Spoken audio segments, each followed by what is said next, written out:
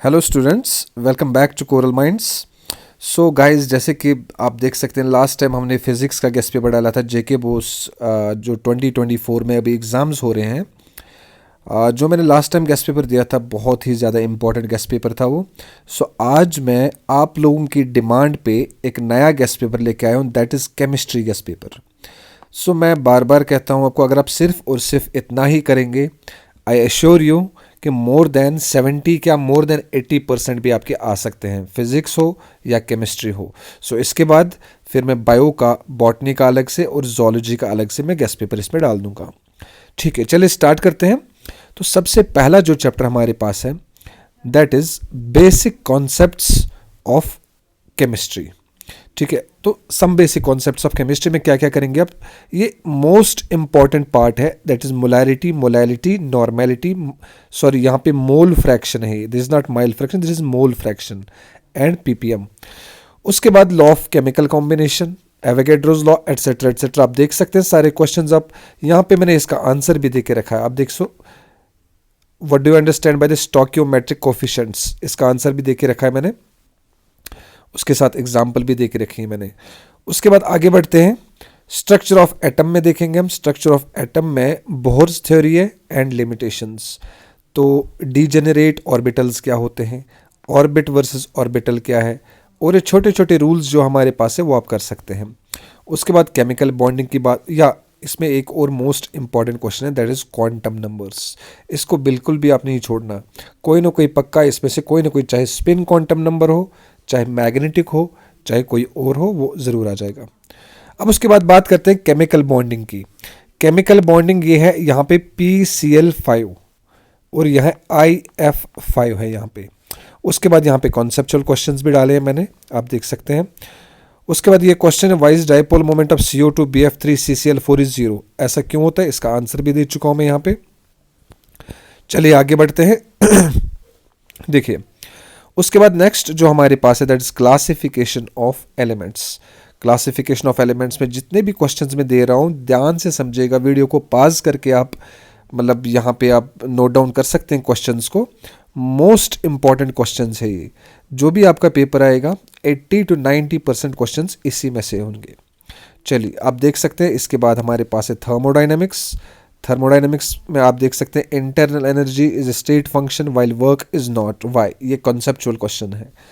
उसके बाद आप देख सकते हैं यहाँ पे एक्सटेंसिव एंड इंटेंसिव प्रॉपर्टी क्या होती है, स्टेट हैसेस लॉ और इसके एप्लीकेशंस, फिर उसके बाद reasons for the following. Next हम देखेंगे, यहाँ पे मैंने इसके आंसर्स भी दे के रखे, आप देख लीजिए। अगर आपको किसी भी क्वेश्चन के आंसर्स चाहिए होंगे, किसी भी, चाहे कॉन्सेप्चुअल हो, चाहे न्यूमेरिकल हो, चाहे किसी भी कोई भी क्वेश्चन हो, उसके आपको मतलब आंसर्स चाहिए, आप प्लीज़ कमेंट कर दीजिए और प्लीज़ वीडियो को शेयर ज़रूर कीजिएगा। उसके बाद देख सकते हैं यहाँ पे what is bond energy, enthalpy of atomization क्या होता है, फिर साथ में ये सारे क्वेश्चंस हैं, आप देख लीजिए। सो उसके बाद equilibrium, Henry's law, law of chemical equilibrium, Le Chatelier's principle है हमारे पास, बफर सोल्यूशन है हमारे पास, और मैंने कुछ यहाँ पे एग्जाम्पल्स दे के रखे हैं, आप देख लीजिएगा ये।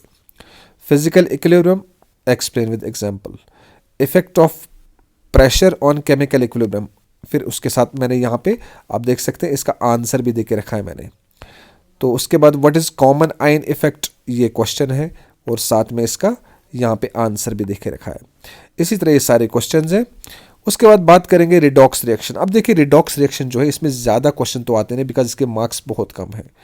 अब आएगा तो या तो कैलकुलेट करना पड़ेगा आपको रिडॉक्स सॉरी ऑक्सीडेशन नंबर क्या है, या डिपेंड करता है मतलब ऑक्सीडेशन रिएक्शन हो या रिडक्शन रिएक्शन हो, ऑक्सीडाइजिंग एजेंट क्या होता है या रिडक्शन एजेंट क्या होता है, या रिडॉक्स कपल क्या होता है, या पूछेंगे आपसे किसी भी केमिकल रिएक्शन को बैलेंस कैसे करेंगे। जिस भी बच्चे को, जिस भी स्टूडेंट को डाउट आ रहा है किसी भी क्वेश्चन में, प्लीज़ कमेंट कीजिए, मैं पूरा का पूरा मतलब I will try my best to मतलब सॉल्व हिज और हर डाउट्स। चलिए उसके बाद लास्ट जो हमारे पास बचता है organic chemistry and hydrocarbons. Organic में हम देखेंगे होमोलोगस सीरीज, इंडक्टिव इफेक्ट और रेजोनेंस इफेक्ट जो होता है इसके बीच में डिफरेंशिएट करना है, रेजोनेंस स्ट्रक्चर्स बनाने हैं हमारे पास कुछ। उसके बाद न्यूक्लियोफाइल्स क्या होते हैं एंड इलेक्ट्रोफाइल्स क्या होते हैं, फिर उसके बाद ये 2-3 क्वेश्चंस और है। फिर उसके बाद लास्ट जो हमारे पास चैप्टर बचता है दैट इज हाइड्रोकार्बन्स। हाइड्रोकार्बन्स के केस में हम देखेंगे यहाँ पे ये most most most important chapter है। इसमें बच्चे पागल हो जाते हैं। जिस भी बच्चे को कोई डाउट है, कोई भी परेशानी हो रही है, सोल्यूशन नहीं मिल रहा है, तो प्लीज़ आप कमेंट सेक्शन में लिख दीजिएगा, तो मैं डेफिनेटली आपकी हेल्प करूँगा। तो उसके बाद बात करेंगे sigma pi bond sorry overlaps कैसे होते हैं। तो ये कुछ क्वेश्चंस है और आपके how will you convert benzene into this this this and this. उसके बाद लास्ट में आप करेंगे very very very important questions, जो रिएक्शंस हमारे पास होती है, हेलोजिनेशन, सल्फोनेशन, नाइट्रेशन, ये हमारे पास है। उसके बाद आइसोमेरिज्म। अब आइसोमेरिज्म में अलग अलग टाइप्स होते हैं, जैसे ज्योमेट्रिकल आइसोमेरिज्म क्या होता है, एटसेट्रा एटसेट्रा। और ओजोनेलिसिस क्या होता है, एरोमेटिसिटी क्या होता है। तो ये लास्ट क्वेश्चन है chemical properties. So guys I hope कि आपको समझ आ गया होगा। ये मोस्ट इंपॉर्टेंट क्वेश्चन है। अगर आप सिर्फ और सिर्फ इतने क्वेश्चंस कर लेते हैं, I assure you more than 70 more than 80% guarantee है आपके सारे क्वेश्चंस वहाँ पे आ जाएंगे। सो और भी किसी और वीडियो मतलब आपको किसी और का मतलब गेस्ट पेपर चाहिए, चाहे वो अब बॉटनी और जूलॉजी के अलावा अगर किसी का ईवीएस है या किसी का और सब्जेक्ट है कोई, तो आप प्लीज़ बता दीजिएगा। I will definitely put some questions जो आपके बहुत ज़्यादा हेल्पफुल, आपके लिए बहुत ज़्यादा हेल्पफुल होंगे। चलिए वीडियो को please like share and subscribe ज़रूर कीजिएगा। Thank you so much.